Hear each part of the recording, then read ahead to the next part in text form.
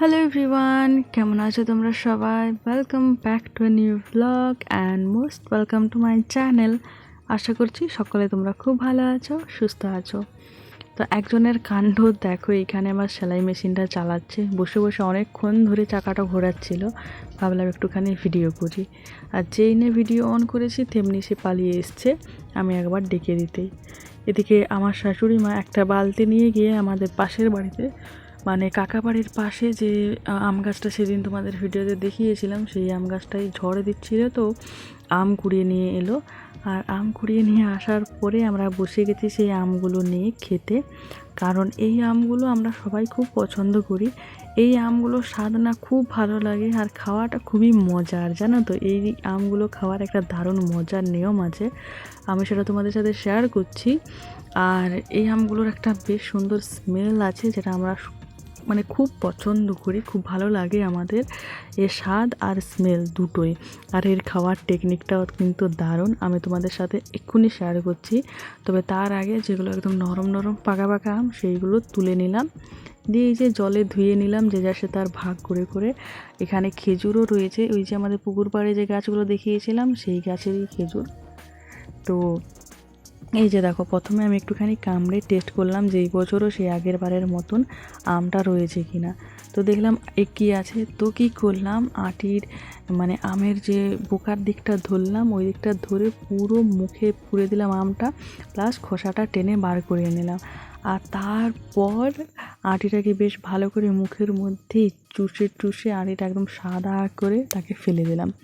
Same পদ্ধতিতে আরও একটা খেয়ে নিচ্ছি। এই যে দেখো, মুখের মধ্যে পুরে দিলাম আটিটা, আর খোসাটাকে ফেলে দিলাম। এবার আটিটা ভালো করে চুষে আটিটাও ফেলে দেবো।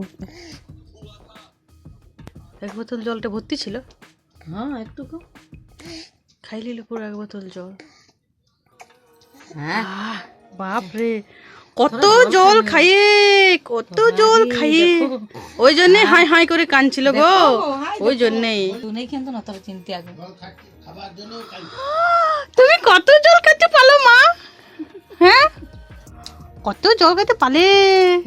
আটাই না ওই ফাটে পেটটা ফাটি যাবে সিরিয়াস হলে। দেখি তোর পেটটা, দেখি পেটটা তো ফাটি যাওয়ার কথা। পুচ পুচ বাবাদি,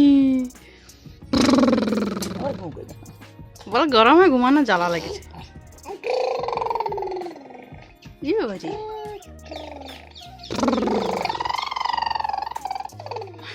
ওইরকম আরো বেশি জল দিতে পাবে।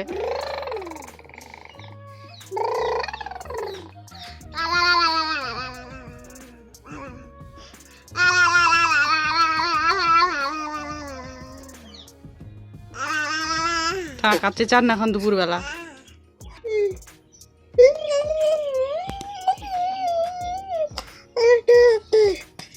হু হু করো, হু হু করো, পু পু করো, পু পু পু, এটা মুখে ঢুকাই করে পু পু করো, পু পু পু করো, পু পু। দেখ ভিডিও করছে বলে এখন আর করবে নি, বদমাস। পু পু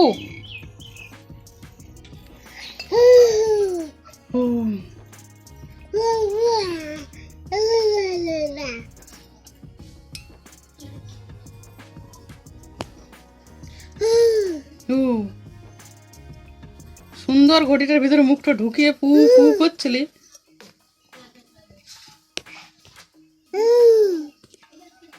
করো পু পু করো, পু এটা এটা এটা ঢুকায়, পু পু পু পু করো,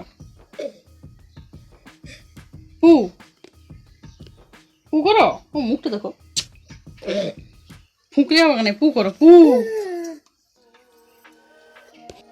কিসকিসানে লাগিয়েছে রে, কিসকিসানে লাগিয়ে গেছে রে, ছানাটা কিসকিসানে লেগে গেছে।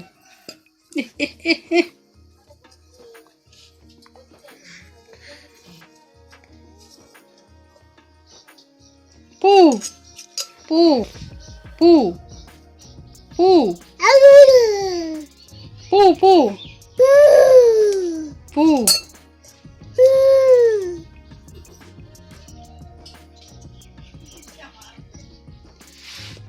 বেশ কয়েকদিন ধরে ঘরটা তো ছঁচ টচ দিয়ে রেডি করে রেখেছি, ওয়ালপেপারটাও চলে এসেছে, কিন্তু সেটা আর সময় করে লাগানো হচ্ছে না।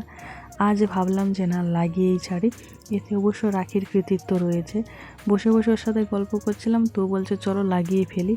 ওটা আর মানে আমার থেকে ইন্টারেস্টটা বেশি ওর ওয়াল স্টিকারটা লাগানোর। তো যাই হোক, এসে করে আমি দেওয়ালটা একবার ভালো করে ঝাঁট দিয়ে দিলাম, তারপরে একবার ভালো করে মুছে নিলাম। আর এই যে আমি ওয়াল স্টিকারটা অর্ডার করেছিলাম, স্টিকারটা সত্যিই ভালো, কিন্তু আমার মনে হয় যতটা আমি ভেবেছিলাম তার থেকে পাতলা, আর কালারটা দেখছি অনেকটাই লাইট এসেছে। তো আমি আর রিটার্ন করে নিই, কারণ এটা একটুখানি কম দামে পেয়ে গেছিলাম, অফারে ছিল। তাই আমি ভাবলাম যে যা বটে বটে এটাকে লাগাতে শুরু করি। তো এই যে রাখি আমাকে হেল্প করছে, আমি লাগাচ্ছি। আর এই যে রাখির বড় মুখটা দেখতেই পেলে, কারণ ওর বেটি খুব বদমাশি করছে পুচকিটা। রূপসা আছে ওকে দেখার জন্য, কিন্তু না, আসলে ওই যে ক্যামেরাটা বসায়, ওই ক্যামেরাটার প্রতি ওর ইন্টারেস্ট বেশি। ওই স্ট্যান্ডটা, ক্যামেরা স্ট্যান্ডটাও সবসময় নিয়ে নিতে চায়। নিয়ে করে কি দেখতে চায় আমি জানি না কিছু, কিন্তু ওটার প্রতি ওর ইন্টারেস্টটা একটুখানি বেশিই রয়েছে। যে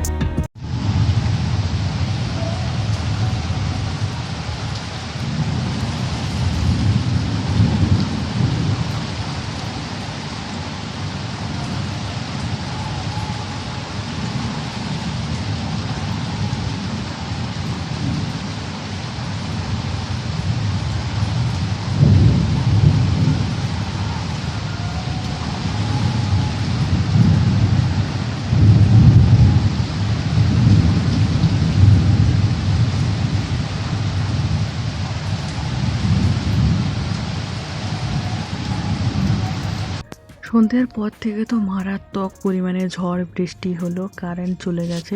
এদিকে আমরা এটা বিকেল থেকে স্টার্ট করেছিলাম কাজটা, আর এটা আমাদের কমপ্লিট করতেই হতো। তাই পুচকির ঘুমানোর অপেক্ষা করছিলাম, ও যেই ঘুমিয়ে পড়েছে আমরা চার্জার লাইট জেলে দুজনাই মিলে কাজটা কমপ্লিট করে ফেলেছি। আর নিচটা দেখো কত পরিমাণে নোংরা হয়েছে। এইগুলো আসলে ওই স্টিকারের পেছনে যে আটাটা দিয়ে চিপকানো ছিল কাগজ, সেইগুলো। তো চলো এই নোংরাগুলো এবার পরিষ্কার করি। ভিডিওটাও তাহলে এখানেই শেষ করছি। আশা করি আজকের এই ভিডিও দেখতে তোমাদের ভালো লেগেছে। আর এই যে ওয়াল স্টিকারটা লাগানো আর ঘরটা কিভাবে কি আমি চেঞ্জ করলাম, সমস্ত কিছু নিয়ে একটা ভিডিও তোমাদের সাথে শেয়ার করব।